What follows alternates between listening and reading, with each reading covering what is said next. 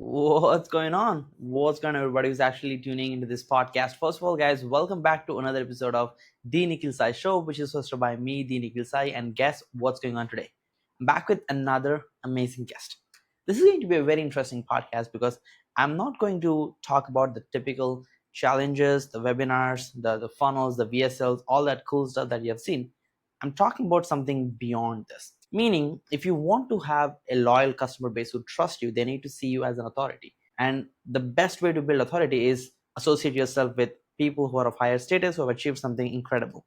And I found something very interesting when I recently jumped on a summit that they're running this as a playbook successfully, and they've done it dozens of times. So I was genuinely curious on how they've done it, the formula of actually creating summits and launching them and scaling them at scale and educating a lot of people, like helping thousands of people through these summits. So I'm honored to invite the guest for today's podcast, Bob Dietrich. Hey, Bob. Hi, everyone. Thanks How for you doing? joining us, Bob. Yeah, we are doing great, and I'm excited to host you today, Bob. I would love to get super nerdy with you on like all the summit stuff and how to host like multi-day online events and get into the weeds of it. But before that, give us a quick context of about your journey, who you are as a person, how did you end up in this business model in the first place? Yeah, well, I have to say that I was in Toastmasters. I'm a Toastmaster. I've been in Toastmasters for 25 years. Hmm. And they're all over the world. If you haven't seen them, you can find one in almost any city. And I had an opportunity after being in for about 10 years to create events, right? And I saw Hmm. something called the Toastmaster Leadership Institute, which was basically officer training for Toastmasters, right? Each club has officers, and they would train the officers. And I thought, you know what? They don't have anything where they show you how to implement your Toastmaster skills into your life, right? Like Hmm. how do you speak on video? How do you tell stories? How do you sell from the stage? How do you do all these public speaking skills that we're doing now, but that they weren't teaching those in Toastmasters? And I thought, Hmm. well, what if we created an event that was kind of like this Toastmaster Leadership Institute, but it was bigger? And so I started. I knew it was a skill I wanted to have, building events, but I didn't know how I was going to use it. And so I just jumped in and I said, I'm going to learn this skill. I'm going to learn how to build these events. And I did. And when I was done, I had this amazing skill set. And several years later, as I learned about online virtual events and online virtual summits, I was able to take that skill set and really parlay it. So that's really how I got started. Hmm. But seeing the opportunity within the hundreds of thousands of Toastmasters worldwide, that there was an opportunity to really kind of connect with these people and allow them to understand that, hey, there are opportunities here for you to start your own business based on the speaking skills you just developed in Toastmasters.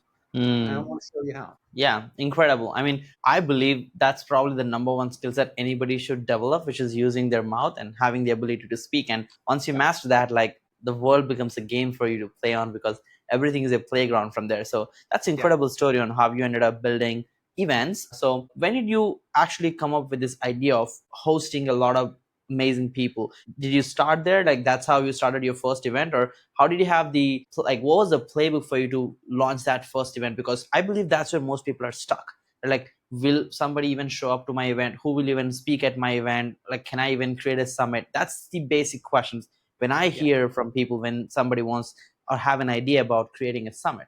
How did Yeah. you fix or how did you go about that problem? It's funny. It reminds me of a story from that I heard about Arsenio Hall. He's a late night talk show host from the 90s. And when Mm-hmm. Arsenio Hall was on TV, it was like he could get a phone call from anyone. He could call and get just about anybody on the line. Why did they get on the line with him? Because he had a show. As soon as his show got canceled, nobody would return his calls. Right. And so Mm. having that show gave him access to all these people because they knew through him and his show they could get more exposure. And it works the same way here. It's like when you have a show, people are going to want to come through you. People that you don't even know exist that have huge lists and that are wildly successful, they want to now connect with you. And so as you start to reach out to these people, they're just going to want to connect to you because you're a connector. You Mm. connect other people together, and you have a show that gets out to the people, that gets out to your audience, and it just becomes an amazing event Mm. and an amazing way to connect the speakers with the audience. Makes sense. I mean, I totally agree. And that's one of the reasons I love doing this podcast because this is a way for me to connect with people who I wouldn't connect without my podcast. and really learn from them and create partnerships and do affiliate stuff and become lifelong relationship in a way after this podcast, which I'm honored and incredible. It's a great opportunity for me, so I could totally relate to what you're saying. Now, if somebody wants to start a summit, right? Like you've named it pretty well, right? Like you talked about like Unleash AI Business Summit. Like it was very clear outcome, right? So how much importance like the name of the summit actually plays in the role, and how do you think about like a vision for a summit? Like if you have to create like a brand guide playbook for a summit, what goes into it? Yeah, that's a great question. And it's one of the first things you want to think about when you're creating a summit. You really want to know, why are you creating it? What's the purpose of this? And usually the purpose is that you want a list of buyers. You want a list of an email list of people. Now, not a Hmm. Facebook group, not a LinkedIn group. All of those things can be shut down. You can get kicked out of that and your whole group goes poof. And some of you listening out there have already experienced that. So you know what I'm talking about. Yeah. With an email list, you own that email list, right? Nobody's taking that away from you, right? Even the government, you throw you in jail, you come back out, you still got your email list, right? So my point is, you own that. That's an asset of your business, right? And Mm. so who is in that email list? What's that target market? Who are you targeting, right? And so you definitely want to create a summit that these people are going to watch, right? And you can ask ChatGPT or any of the other LLMs LLMs, yeah. yeah, LLMs out there that what exactly would my target market be interested in, or would they be Mm. interested in this? Have it rank it, scale of 1 to 10. How effective is this, and what would be a 10 out of 10, etc. And Mm. so really connecting your topic first with your audience is super important. Then when Mm. you create a name for that audience, I see a lot of people get cute. They try and put their brand name in it, or they try and put her passionate life, right? Let's say it's a women's summit and they call it her passionate life. It's like, what the heck does that mean? I have no idea. You could do the same, his passionate life. It's like, who knows what that means? I have no idea what Mm. that summit's about. But if you Mm. have Unleash AI for Business Summit, we kind of know what that's about, right? If you have the ADHD toolbox, we know it's about ADHD. And if I'm a parent and I need tools, I'm thinking that's for me, right? And then from there, we have a tagline that further affirms what that's about, so you can get clarity on it. Title is super important because people see that title. You got 3 seconds. If that title doesn't connect, they're off to the next thing. And so Yeah. you want to be super obvious in what that title is, and then with the tagline, get clarity on it and make it a clarifier. The tagline's a clarifier. And so you made a great point. How important is the title? It's super important because you only got a couple seconds to connect with your audience. If that title doesn't connect and they got to figure out what does her passionate life mean, then you lost them. You lost them already. All right. Yeah. 100%. I could totally relate. This is like 80% of efforts when we are creating ads, especially winning ads that we're about to spend millions of dollars on. We put it on the hook. Like, what's the hook? What's the big idea here? What are we trying to promote? And I think the summit name, especially when you're doing JVs and promoting through email, I think that name plays the most incredible role. If it doesn't relate to the audience you're trying to attract, then you lost their attention. You won't even have them opting in, which is an incredible loss for the whole event. Like imagine getting double the attendance just by having a better name. Like that would definitely be a good amount of time to spend on it for sure. So let's say once somebody actually finalizes an idea, let's say they're clear about what type of summit they want to create, what type of audience they want to attract, and then they came up with a name. What's the next playbook? I mean, you've done an incredible job in finding amazing guests like industry leaders in the AI space and bringing them all together to agree according to the time schedules and put them on this one event, like one day where everybody's showing up on time and everything is organized. What was the research process for like finding the guests or getting them on board and having them come to you? Well, we go over that in detail in our Summit Profit System. So we show people exactly how to do it, but there's all sorts of different ways. I mean, everything from YouTube channels to podcasts to find guests, right? You got to be careful though, because some of those ways to find guests, you'll pull in a bunch of guests who don't have email lists, right? And so you'll have to sift your way through those people who don't have Hmm. email lists, because you don't want them on your summit. They just aren't going to promote. They're not going to accomplish your goal of building that email list, which is that asset Hmm. that's going to turn your company into cash, right? And Hmm. so you want to make sure that you do your best to pull in people from all over, all sorts of different avenues to Hmm. be your guest. Makes sense. Interesting. And what do you see as the best playbook in terms of creating an event and actually running it? Do you see like a live model where it's like, because I've seen you've done a hybrid where you have done like live a little bit and also like automated recorded versions a little bit. Like how do you blend that in between, and what do you recommend to others who actually are considering to run a summit? Well, when people join our Summit Profit System, what happens is they will take them through a recorded version of the summit first. We'll have them do fully recorded, right? Why? Because some people just aren't technical enough. They don't know Zoom well enough. They can't drop links. If something goes wrong, they don't have somebody that's going to help them. And really, if you're going to be a host of a summit, it'd be nice if you had a co-host, right? Which is one person you need. And so there's your co-host, and then you need a tech person on there too. Somebody who's dropping links in the chat, somebody who's kicking people out of the chat if they see, angry language or whatever, somebody being a hater or whatever, or maybe they need to let people in the room, or maybe they need to answer questions or whatever it is. Sure. But somebody who's moderating the audience while you are delivering the content and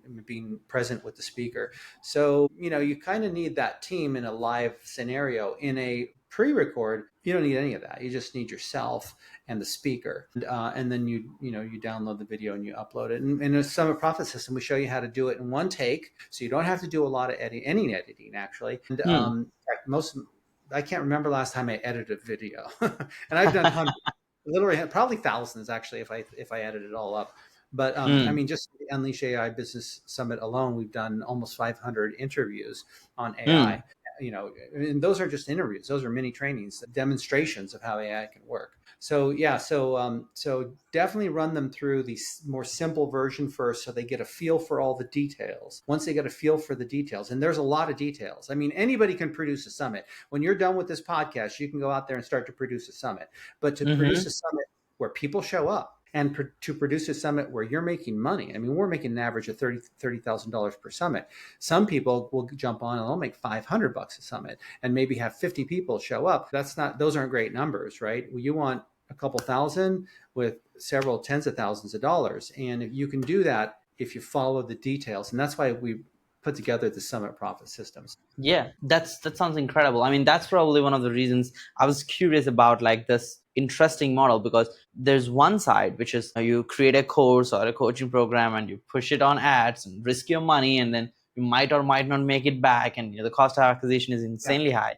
And the other way around with your summit is like you're going through JVs and not spending any money on ads, but building IP and people. Also, like all the resources, the workshop recordings you're doing are incredibly valuable. Now, once the summit is done, right, like we kind of talked about the playbook on how to do this, what are all the ways you're actually monetizing a summit? Like, what are all the ways where you could actually monetize a summit? That's my question. Yeah. So number one, you can monetize a summit by selling the replay. I mean, everybody knows that, and it's common. If you've ever been on a summit, you know that everybody sells the replay, and it's called a VIP usually, and it's just recordings plus some bonuses, right? And so number one, the replay. Number two, you can do an upsell after the replay, right? And that can look infinite number of ways, right? Number three, you can hold a workshop afterwards. A workshop could be a free workshop, be a paid workshop. Generally, if it's paid, it's going to be low ticket, but it could be, maybe something around $297 even, or $27. It doesn't matter, right? Then when they go in, or it could be free. And they go into the work. Oftentimes, it'll be free, and people go into the workshop because what we really want to do is get as big of a crowd as we can to then get them on a call and sell them a higher ticket program. So you sell higher ticket and the back end. And, frankly, when you get people into a workshop, you can sell them into a high ticket phone call into a high ticket program, or you could just sell from the stage right there. I mean, it's selling from your computer, right? And you can sell them in, sell the entire audience into a $297, $497, $997 type program. And that would be a possibility too. But, the answer is it's endless. I mean, it's endless opportunities, and it's just a matter of testing. And here's the fact, and this is kind of a trade secret. I'm sure Nick already knows this, and he probably does it a dozen times because he's a Russell Brunson fan like I am. It's like, if you just model the people that are successful, you don't have to go through and do all these testing and come up with ideas and try and figure out, is this going to work or not? You just see that Russell Brunson just did it this way, and then you just do it like he did, and then it generally works, right? And you just kind of work the details out to start optimizing just a percent here, a percent there, and boom, you're at 30%, sales or whatever, and you're good to go. Yeah, I love that because that's probably one of the reasons I was able to achieve business success so fast, because I hear a lot of stories day in, day out. Like, hey, I've been running my business for 7 years and we are barely making 6 figures a year. Like, I hear all the stories. I'm like, yeah, because you're just trying to figure it out yourself. Now, like, I was privileged enough to host people like yourself and learn from all of the guys, and then create a to-do list after the podcast and actually do stuff, and then go back and report to them and ask for advice, or join their mentorships or create partnerships in some way for me to just not make the mistakes they've already made. I think, yeah, you're 100% right. I'm a core funnel hacker, and I've done that like a million times. Every time I'm building a funnel or a business strategy or launching anything new, I always follow the playbook, which is pretty cool. Now, one question which is running in the back of my mind is, when you're trying to do it for the first time, right? Like let's say if somebody is listening is a first timer and they're trying to host their first summit, they might not have a lot of social proof from a summit standpoint. They haven't done 15 summits like you, where they could show the proof that, hey, I've hosted all these amazing people. Neil Patel was on one of my summits, and this guy was on my summit. Like, they don't have that, right? So in that case, how do they handle that resistance of actually booking a good quality guest? Because like you mentioned, if you get bad guests with no list, doing summit is waste of time, right? Then you have good guests who have a big list, but then the question comes in, if you don't have proof, how do you come up with the resistance, right? Like, how you actually make it an easier decision? Do you sponsor them, or like, what's a better playbook in terms of getting guests? So the answer is, it's not even an issue. And here's why it's not an issue: is that the social proof is in the speakers. So in other words, you don't have speakers that have no list in your summit. You have speakers that have big lists in your summit: 5,000, 10,000, 20,000, 50,000, 100,000, 500,000, right? So you have speakers with big lists in your summit to begin with. And then on your opt-in page, you're listing their pictures. There's your social proof right there. You really don't need anything else. Now, if you have some social proof, some screenshots of some chat conversations or Facebook posts or emails that you got, sure, put those in there below that. But there's nothing that's going to be more social proof than the speakers that you have coming into the summit. And then you can put social proof later. So when you're beginning, you're not going to have that. Don't worry about it. The speakers' faces are going to be enough, because guess what? Those speakers are going to promote the event, and their people on the speakers' email list are going to know who they are. They'll see their picture on the page, and they'll opt in from there. Makes sense. So like, getting those first few guests or the speakers is probably the toughest point of resistance. But once you get there, you get some faces, then it becomes easier over time, and it just creates more relatability. Well, actually, the toughest part of the process is getting over the mindset, because what you just said, people think the toughest part is getting the speakers. It's like, no, it's not. That's the easy part, right? Because all you're doing is sending out 200 emails, right? Or 150 emails. How hard is that? That's not very hard. But Yeah. getting in your mind that's going to be easy, and people are going to set up, and you're going to actually send those emails. That's where people mess up. And so all you're doing is sending emails and then responding, and then you get on a Zoom call and you're off to the races. It's really hard. Yeah, totally. I could see how simplified system you're actually walking through, and that's interesting overall to see. And let's get to the next session, part of the session, which is, what kind of tools are you using on a daily basis to manage these summits, clients, and productivity for yourself? Well, all you need is you need a landing page builder, you need a email system, you need a forms builder, and you need a calendar. All of them are part of Go High Level, by the way. So if you got Go High Level, you're good to go. If you have Kartra, you're good to go, right? And there's a few other all-in-ones out there. We don't use an all-in-one, because all-in-one means good at none sometimes, right? And so we use the ones that are really, we got a landing page builder called Click, KLEQ, which we're affiliates of. So if you're interested, I'll give you my affiliate link. Sure. We have Active Campaign. Why? Because Active Campaign has some of the best email deliverability rates in the industry, right? So we use Active Campaign. GHL, not so good at delivery rates. Although some people are really good at GHL and they can get the delivery rates, people like me that aren't super techie don't get those good rates. And so I'm not getting good rates, so I go to Active Campaign. And by the way, MailerLite, a cheaper version, also very high delivery rates. Some people don't know that. We use Calendly and we use Jotforms and a couple other small things. We use Vimeo for our videos, and Stripe and PayPal, and a few other minor programs, Canva, all the stuff that you guys are already familiar with. Makes sense. Makes sense. Makes a lot of sense. Can you walk us through like your daily routine, like from the time you wake up to the time you sleep? Like, how does an average day look like in Bob's life? Okay, with or without the drug abuse? No, I'm kidding. Just your average business day.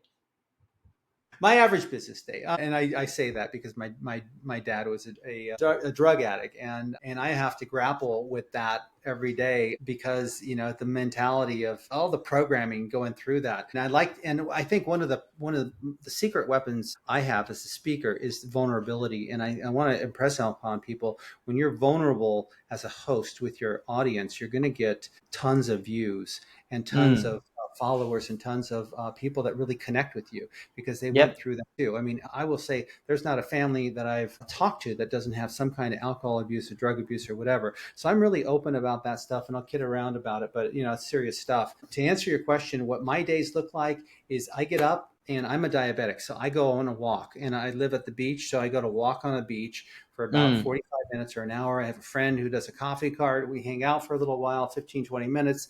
I get some coffee, and then I go to work. Sometimes I won't even shower. I just get on my laptop and start working. And generally, um, I will really do more of checking on my team, and I'll check my calendar first, figure out what appointments I have, check my team, make sure my team is running, and then kind of go from there. So I'll do my work day, and when my work day is over, hopefully I've got a concert that I'm attending, and I'm off to a concert. If not, I love movies, and I'll be at the movies. My girlfriend Pamela and I, who are also my co-host and business partner, will might be in the middle of watching Dexter or some kind of show online. Trying to.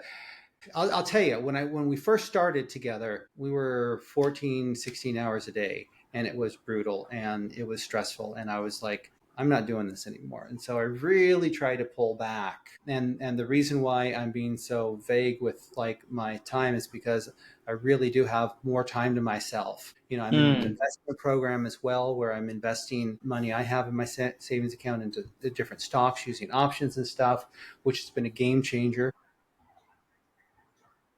I'm proud to say that I started in September. I've already made 70 grand in investment from that, Mm. and I'm looking to do that. Hit 100 grand and then double that next year. So this is like a side project on top of my business that I'm running, and Mm.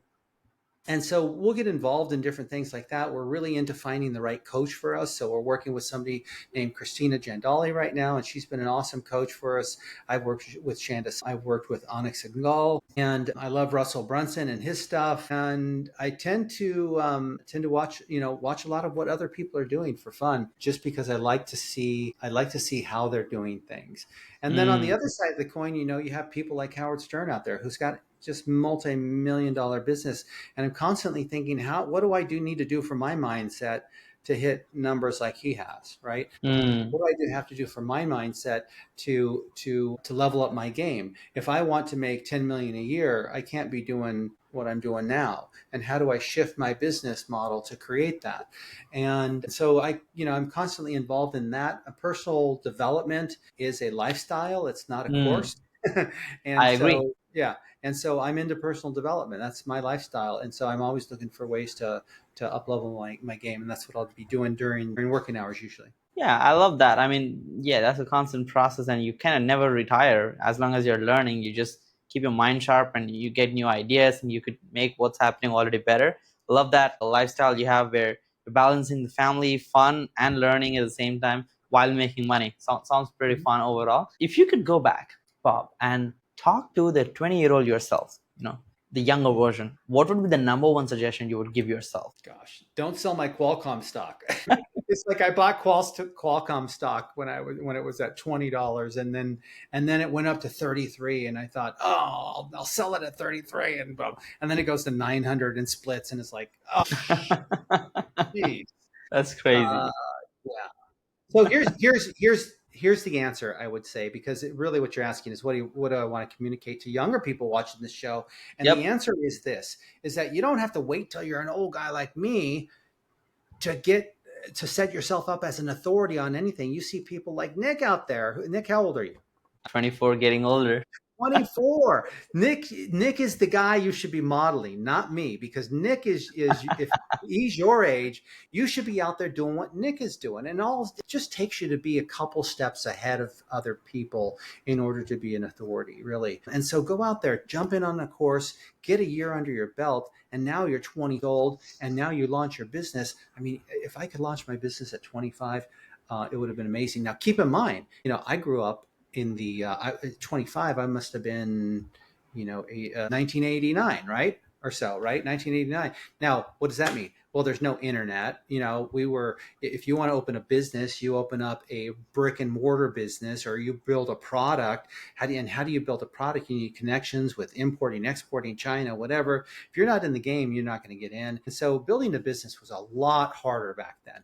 Now it's super easy. You buy a course and you can launch your business. And that's why Yep. I love what I do, is because I get to show people how to launch their business. And the only thing I need to get past in order to get them to there is this their mindset, right? If I can get them past their mindset, I can get them to launch their business and be successful online, establish them as an authority, as a celebrity, as whatever you want to call it. But you're going to be a leader of your community. You're going to build a community. You're going to lead it. You're going to sell to it, and you're going to sell your first digital product. I calculated it the other day, recently, this month, for the first time. I was thinking, how many digital products have I sold in the past 5 years? It's like I've sold 40,000 digital products. Jeez. 40,000. It's like, I had no idea. I go, holy shit, I should be tracking this stuff, right? But I don't, you know what? I tell you, I'm not a numbers guy. I'm not a metrics guy. You are, Nick. I know you are. But I wish I was. I wish I was, because it's so valuable. But 40,000 digital products. And in 5 years, you guys can do that. It's not hard, Yeah.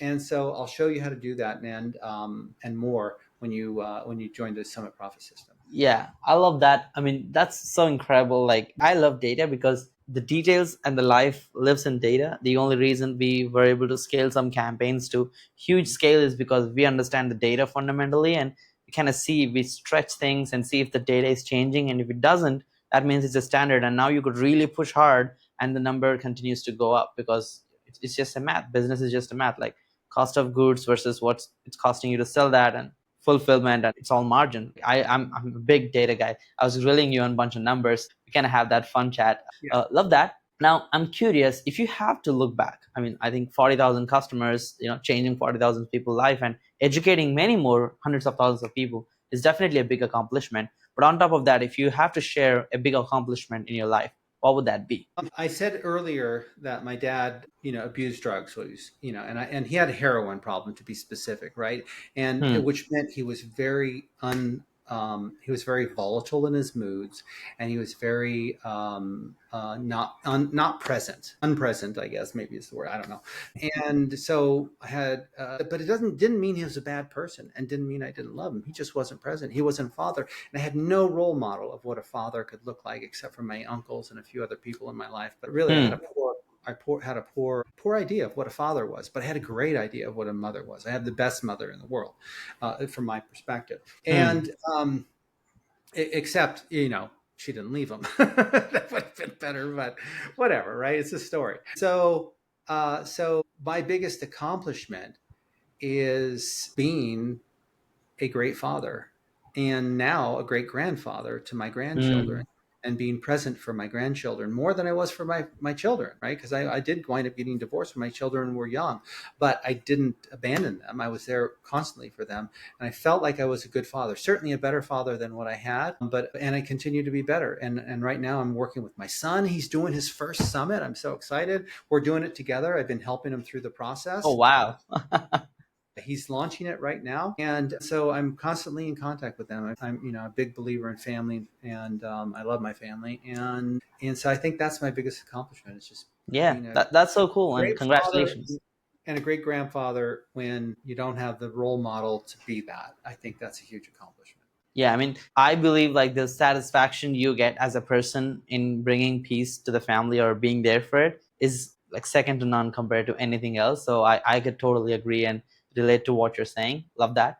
Now, Yeah. what's your next big goal? What are you aiming towards, like 3, 5, 10 years down the line? Where do you see yourself? What's the big aim you have? Well, I'm a big believer in, you got people out there that are making hundreds of millions of dollars, and it's like, do you need that? I mean, are you ever going to spend that? I mean, what are you doing? What are you doing with that money? I mean, really? I mean, That's a real question.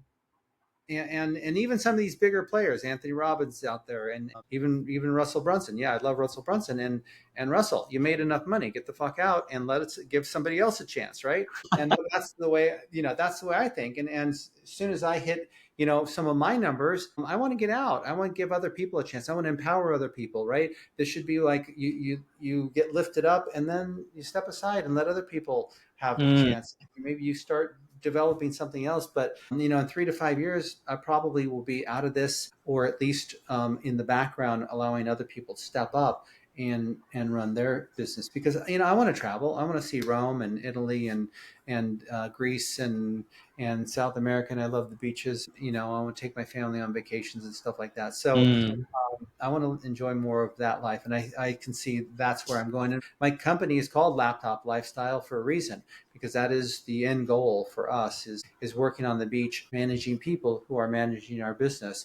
And that's mm. really where we want to get you. And that is one, by the way, because there's a nugget here. If you want to change your game, you need to learn how to find people that will, and build your team. And once you learn how to build your team, that's going to change the game for you. Of course, you need to learn how to monetize online first. But once you get that and you got monetizing down, now build your team. That's going to take you to the next level. And that's really, really key. 100%, I agree. I think any company, bottom line, is just people running it. So a company is only as good as the people running it. I think having that clear vision of whatever company you want to build can give you a clear roles of different people you need to hire. And once you have the monetization piece, like you mentioned, you could really afford to hire the right people and keep them incentivized to grow the business. Pretty cool. Thanks for sharing that. 100%. And if I can riff on that real quick, because I wanted to say something, which was summits. The reason why I'm in summits is because for very little money, you can get started in a summit.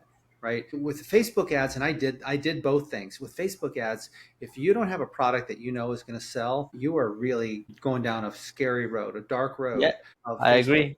because you're trying to figure out if your product's going to sell before using thousands of dollars in test money, right? If you have a product that has sold, right? It's actually sold and you've sold it over and over and over again. It's on autopilot. Now you go to Facebook, right? With Facebook ads, right? But before that, forget about it. And so Mm. summits give you a chance to get started, sell some digital products, ask your audience, get some authority, create all this content and more in one shot, in one summit. You create all of that stuff and more, and then you can start to launch your business. Then you can build that back end program, because now you have this audience to give you feedback on what is going to be effective. And so when you're looking at starting your business, if you're not doing summits first, you're really taking the long road. I say summits are the only way to build your business online. Why? Because, well, there's a bunch of, it's kind of like saying, I'm in San Diego, I'm going to go to New York.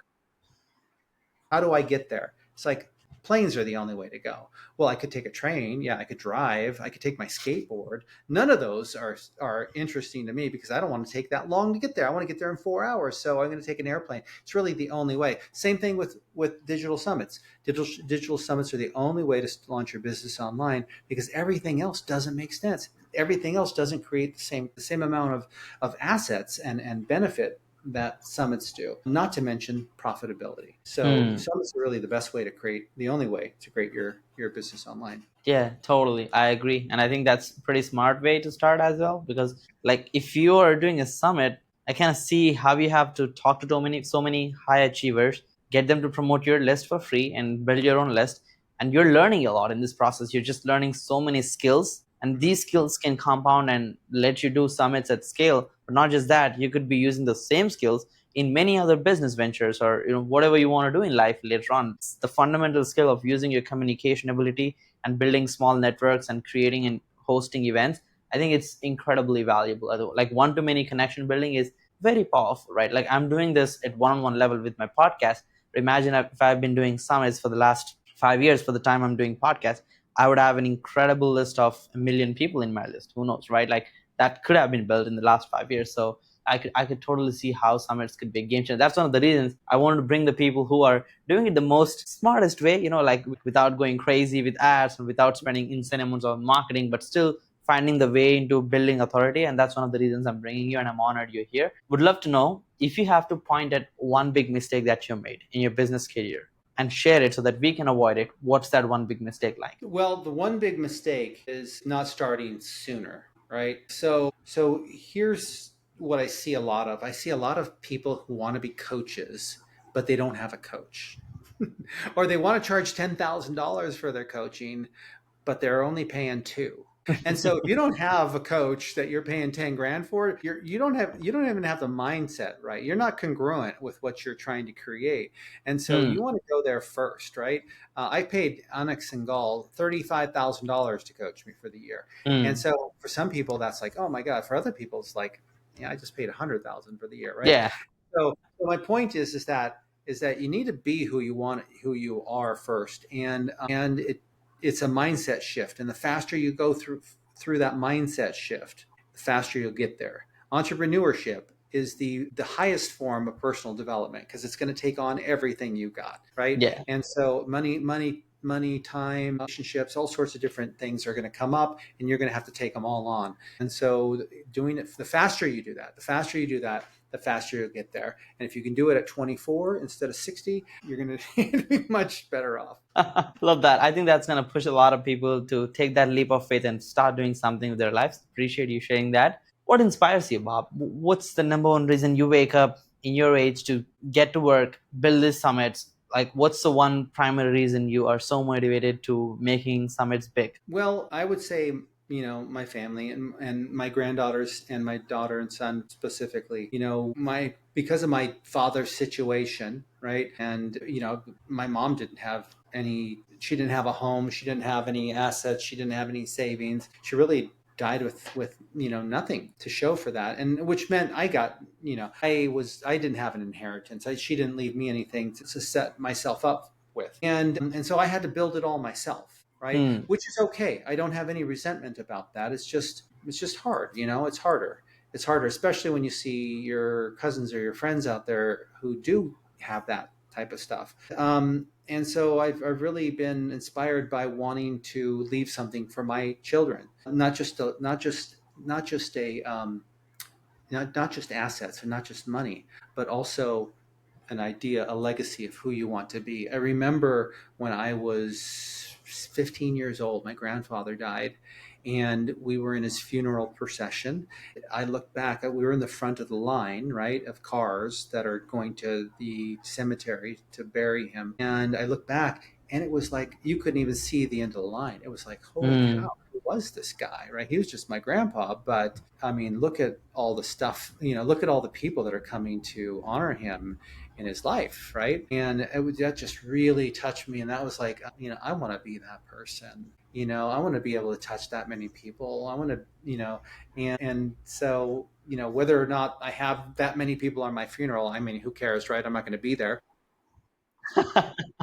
But do I want to touch that many lives in a positive way? Absolutely, and that really inspires me, especially if I can touch my granddaughters in that way, and show them that, look, this is who you can be, and this is what I'm Hmm. modeling this for you. This is almost like this is in your blood, but it's not. I mean, this is not a blood thing. This is not a race thing. This is not a gender thing. This is not a sexual preference thing. It's a mindset thing, right? But can I pass that mindset down to them? I absolutely can. And that's what inspires me, is to be able to, be the person that they'd be proud of.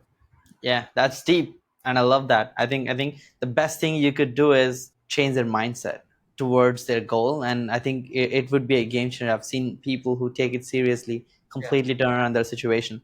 Now, before we conclude the podcast, I'm curious, do you have any health or fitness advice? Like, you don't sound like that old, you don't look that old. Like, what have you done to maintain your health and wellness very well? Well, I've got diabetes, and diabetes sucks. I'll tell you right now. I mean, I mean, my blood sugar is a little high right now. I need to go on a walk to get it down. I need to eat the right things. I need to drink lots of water. I'm low on water today, and so there's just, I'm older now. when you're older, you have to take care of your body differently, and really you have to take care of your mind differently too, because you need to be shifting your mindset as you're getting older, and to have more discipline. And when I Mm. say discipline, discipline is like is that word where you're going to get a spanking if you don't do something, right? That was my version, different discipline. And we don't hit kids anymore, thank God, but most people don't. But really, it's not discipline. I saw something called it's deeper than that. I saw something called the Dunedin study. It's called The Story of Us. It's on Amazon Prime if you get a chance to watch it. It's about a study they did in Dunedin. It's a 40 plus year study on people's success. Why were some people successful and other people weren't? Why did some people build a business and multi-millions of dollars while other people went to prison? What was the difference between the two? And what they found was one thing that was super, super awesome. But we don't have time. I think we're out of time here, right? No, you're good. I would love that story. So Okay, let please me tell complete it. you. So what it Now you was really self teased me. So I'm like, okay, I'm peeking in. So let's just. it was self-control. Self-control, right? If you can control your actions and what you do, you're going to be fine. And that's where it is. It's like at 60 years old, I need to control what I eat. I need to control how I exercise. If I do, I live longer. If I don't, I'm going to die soon, right? And Mm. that's just the fact of the matter. When you get older, those decisions become more and more critical, right? And that self-control, if that's not in place, sorry, Charlie, you're out, you know? Yeah, And so having that self-control at a young age, which I will tell you, being a business owner, an entrepreneur, requires you to a shift into lot of self-control. self-control. Yeah. You got to be in front of the computer instead of off at the beach or out at the party. And there's a lot of kids out there, 24 years old. They're partying, and guess what? Nick is out in here doing a podcast, right? Nick has the money. He could be out there partying. He could be in Cancun right now, whooping it up, right? But he's not. He's here because he has self-control. So the more self-control you have, the better. I called it discipline, but it's not discipline. It is kind of discipline, but more specifically, it's self-control. Control what you want to do. And here's another piece on top of that Mm-hmm. is okay. So in order to have self-control, you have to know what you want to control. In other words, you have to have a goal before you can have self-control, Yep. right? And so once you have that goal, now you know what to control to get to that goal, right? And so set that goal first and then control yourself to get to that goal. And Oh, Tom that is Cruise, so good. I saw this meme with Tom Cruise. It was even better than that. He said, set the goal and then take every step to get there. You just figure out what the steps are. It's not that hard. It is really not. I mean, it sounds stupid simple, but it sounds too good to be true. But then that's actually truth. Like once you're saying it, it kind of hit me back of my head. You're right. Like every person who is super successful had the control of not looking for instant gratification. Like they were not trying to get fun today, or like eat the craziest stuff today, or go to the craziest party today. Like they were okay, willing to sacrifice and have that control, knowing that they're working for the legacy and knowing that they're working for the longer run. Then in the process of working, you realize that those parties and those funds were not even fun anymore. Like that wasn't even your main thing. You were just distracted. And that was the initial, like, itch to just distract you from work. But once you got into momentum, it just completely changed. I'm glad we talked about that. And now if somebody's listening and they are curious, Bob, like they're like, yeah, I think summits are cool and I would like to launch my business with summits. How do they get in touch with you? What's the best place for them to get in contact or sign up for one of your events? Like, please promote yourself. Yeah. So if you want to get a hold of me, you can email me at bob@bobdietrich.com. Now, Dietrich is spelled diet rich. So bobdietrich.com, right? bob@bobdietrich.com. That's the easiest way to get a hold of me. You can call my cell phone number if you want to. Can I get the number out here? Yeah, sure. Yeah. So give me a call. Most people don't. That's why I don't mind giving my number out. Right? But text me first because I don't answer the spam. But 619-518-1907. That's in the US. So it's 1-619-518-1907. And I'd be happy to show you how we do it. We'd be happy to get you on to our 3-day event. We do a free 3-day event where we show people how to build their summits and how to launch their first digital products and how to build the funnel that's going to sell those products while you're sleeping. And so it's really, really a cool event. If you haven't launched your business or you never made a penny online, we'll show you how we made 40,000 sales. Now that's not $40,000, it's 40,000 digital products, right? And so that is a lot of digital products, and we'll show you how you can do it too. Yeah, appreciate that. I think this is the first time a guest ever given their phone number away, but that's like the old school way of business. Like I remember this takes me back to the moment like I was in a room in LA where I was hanging out with all this famous people, like the people we see in the Hollywood, and everybody was like, "Give me your Instagram, give me your Instagram." They were having like 7 million followers while I have 700. It was embarrassing, but we were friends, so it was cool. But then I went into a different event. This was more old school, like mergers and acquisitions, private equity, raising money type of stuff. And average age was like 55, and I was like the youngest guy in the room. And nobody was talking about Instagram. They don't even have the app. They were only like, text me, here's my number, here's my card. I was like, whoa, wow, like there is really a difference on how people do business, Yep. depending on the level and stage they're in. So that was a fun story. Once again, Bob, thank you so much for jumping on. This was incredible to learn from you and share this with our audience who are on this podcast today. And guys, hopefully you enjoyed a lot on this show today. And we kind of talked about the entire playbook on how you could come up with an idea, starting with your name of the summit and finding out guests and getting them on the podcast, and many more cool stories from Bob. And if you need some help, make sure to hit him up, and he'll literally give his phone number so you could ring him up, text him before you do that, like he mentioned. And stay tuned. Say this with your friends who want to start a business or who might be interested in launching their summits. And I'll be back with another amazing guest, just like Bob, on the Nikhil Sai Show. Thanks for tuning in today. Bye for now. Bye, Bob.